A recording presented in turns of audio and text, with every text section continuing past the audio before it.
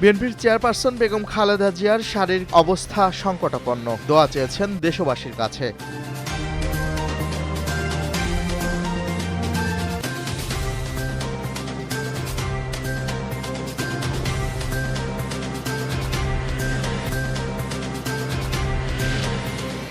সিদ্ধান্ত নেয়ার সুযোগ একার নিয়ন্ত্রণাধীন নয়। দেশে ফেরার প্রসঙ্গে ফেসবুকে বিএনপির ভারপ্রাপ্ত চেয়ারম্যান তারেক রহমান এ কথা জানান।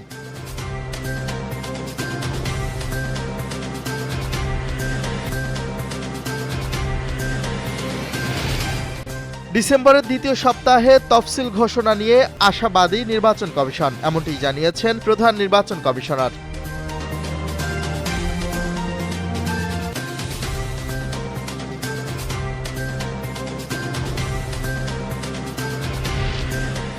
ডলার সংকট নেই, ব্যবসায়ীরা যত ইচ্ছা আমদানি করতে পারবে, ব্যাংক খাতের সব মার্জিন তুলে নেওয়া হয়েছে, এমন কথা জানিয়েছেন বাংলাদেশ ব্যাংকের গভর্নর আহসান এইস মনসুর।